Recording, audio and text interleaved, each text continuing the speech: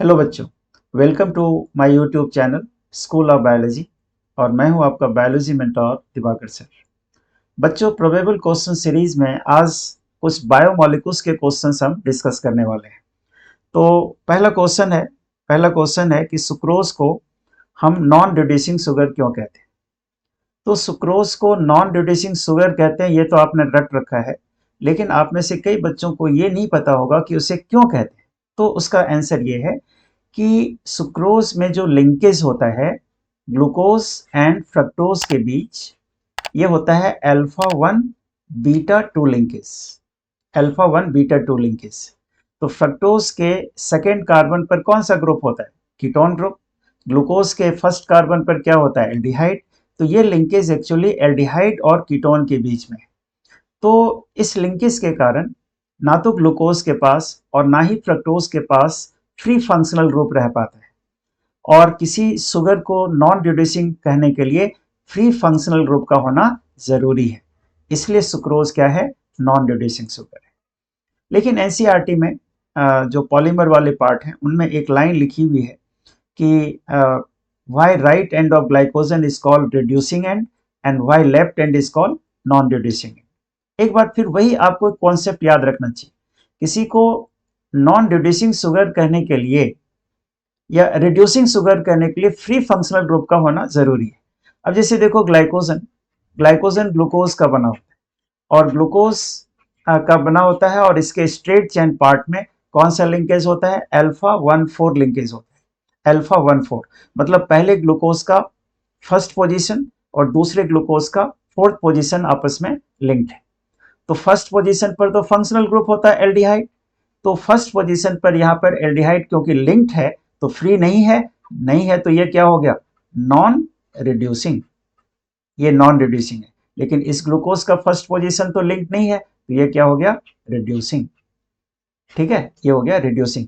इसलिए right and को reducing and, ये राइट एंड है तो ये रिड्यूसिंग हो गया, और ये लेफ्ट एंड है तो इसको नॉन रिड्यूसिंग एंड कहेंगे। तो ये कॉन्सेप्ट वाले क्वेश्चंस हैं और ऐसे क्वेश्चंस को ही हम लेके आपके सामने आए हैं। एक लाइन एनसीईआरटी में लिखी हुई है, ये क्वेश्चन उसी पर बेस्ड है कि why lipids are strictly not a macromolecule. बेटा, स्ट्रिक्टली मैक्रोमोलिक्यूल को कहने के लिए, किसी कंपाउंड को मैक्रोमोलिक्यूल कहने के लिए दो रिक्वायरमेंट है। एक तो इसका मॉलिक्यूलर वेट जो है वो 1000 डाल्टन से ज्यादा होना चाहिए। मोस्ट ऑफ द लिपिड का जो मॉलिक्यूलर वेट है वो 1000 डाल्टन से कम होता है, 700 800 डाल्टन के आसपास होता है। तो इस रिक्वायरमेंट को तो ये फिलफिल नहीं कर रहा। लेकिन दूसरी रिक्वायरमेंट ये है कि लिपिड जो है वो एसिड इनसॉल्युबल फ्रैक्शन का पार्ट होता है। जब हम किसी चीज को सेपरेट करते हैं तो दो तरह के फ्रैक्शन मिलते हैं ना, acid soluble fraction, acid insoluble fraction. तो एसिड सॉल्युबल फ्रैक्शन में जो प्रेजेंट होता है उसको माइक्रो कहते हैं, और एसिड इनसॉल्युबल फ्रैक्शन में जो प्रेजेंट होता है उसको मैक्रोमोलिक्यूल कहते हैं। तो लिपिड एक रिक्वायरमेंट को तो फुलफिल करता है, दूसरे रिक्वायरमेंट को फुलफिल नहीं करता, इसलिए इसको स्ट्रिक्ट मैक्रोमोलिक्यूल नहीं कहते। तो हो गया। तीसरा है कि what are different types of cofactors associated with enzyme. आप एनसीईआरटी में देखोगे कि कोफैक्टर्स के पास कोफैक्टर्स पर एक अलग से एक सेक्शन लिखा हुआ है। तो बेटा ऐसे इसको याद रखो कि कोफैक्टर्स जो एंजाइम से एसोसिएटेड हैं वो दो तरह के हो सकते हैं, एक इनऑर्गेनिक और एक ऑर्गेनिक। तो जो इनऑर्गेनिक कोफैक्टर है वो एंजाइम का एक्टिवेटर होता है। जो ऑर्गेनिक कोफैक्टर है जो ऑर्गेनिक कोफैक्टर है वो ग्रुप ट्रांसफर में हेल्प करते हैं। किसी एक ग्रुप को एक कंपाउंड से दूसरे कंपाउंड में ट्रांसफर करते हैं। फिर वो फर्दर दो तरह के होते हैं। फर्दर दो तरह के क्या क्या होते हैं? एक जो टाइटली अटैच्ड है उसको प्रोस्थेटिक ग्रुप, और जो लूजली अटैच्ड है उसको हम क्या बोलते हैं? कोएंजाइम कहते हैं। एनएडी, एफएडी, ये सब कोएंजाइम के एग्जाम्पल है। वो हाइड्रोजन के ट्रांसफर में हेल्प करता है।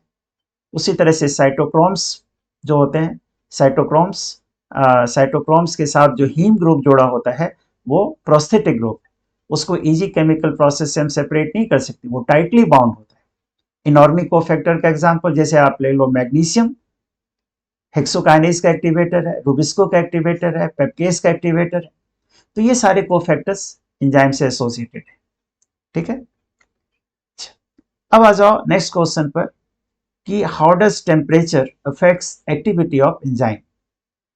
तो इन जनरल ऐसा होता है कि बिटवीन मिनिमम टेम्परेचर, जो मिनिमम टेम्परेचर है और ऑप्टिमम टेम्परेचर है, ऑप्टिमम टेम्परेचर उस टेम्परेचर को कहते हैं जहां पर एंजाइम की एक्टिविटी मैक्सिमम होती है, और जो मिनिमम टेम्परेचर हमारे बॉडी के लिए, ह्यूमन बॉडी के लिए ऑप्टिमम टेम्परेचर हमारा 37 डिग्री सेल्सियस होता है, जो कि हमारा बॉडी टेम्परेचर।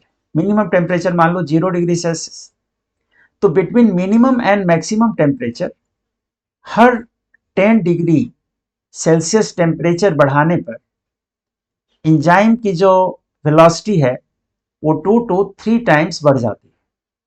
ये किसके बीच बढ़ेगी? Between minimum and optimum temperature के बीच। फिर ऑप्टिमम टेम्परेचर से टेम्परेचर को यदि हम ज़्यादा बढ़ाते हैं या कम करते हैं, दोनों ही तरफ एंजाइम की वेलोसिटी कम होगी। 0 डिग्री सेल्सियस पर आकर के एंजाइम क्या हो जाएगा? इनएक्टिव हो जाएगा। और एक सर्टेन टेम्परेचर से यदि ज़्यादा टेम्परेचर होता है तो एंजाइम डीनेचर्ड हो जाता है। डीनेचर्ड होने का मतलब ये होता है कि एंजाइम जो है वो एंजाइम्स जो होते हैं ना, वो दे फंक्शंस एट ऑप्टिमम टेम्परेचर ना। और डीनेचर्ड होने का मतलब ये होता है कि एंजाइम के जो टर्शियरी स्ट्रक्चर्स हैं वो खत्म हो जाते हैं और वो प्राइमरी स्ट्रक्चर में आ जाता है। एक बार एंजाइम यदि प्राइमरी स्ट्रक्चर में आ जाए तो वो फंक्शनल नहीं होता। तो इस तरह से टेम्परेचर एंजाइम की एक्टिविटी को अफेक्ट करता है। एक है कि what are differences between hydrolysis and lysis. बेटा आपने पढ़ा है कि एंजाइम की 6 कैटेगरीज होती हैं। इन्हीं में से ये 2 कैटेगरी है, एक का नाम है हाइड्रोलाइज और दूसरे का नाम है लाइज। दोनों में सिमिलैरिटी है और एक डिफरेंस भी। सिमिलैरिटी ये है कि हाइड्रोलाइज और लाइज ये दोनों बड़े मॉलिक्यूल्स को छोटे मॉलिक्यूल्स में तोड़ते हैं। लेकिन डिफरेंस क्या है? डिफरेंस ये है कि हाइड्रोलाइज किसी बड़े मॉलिक्यूल को छोटे मॉलिक्यूल में तोड़ता है। कैसे? By the addition of water. तो enzymes which requires a molecule of water to break a particular bond, उसको हम हाइड्रोलेज कहते हैं। और जो बगैर वाटर के तोड़ता है किसी बड़े मॉलिक्यूल को छोटे मॉलिक्यूल में, उसको हम लाइसिस कहते हैं।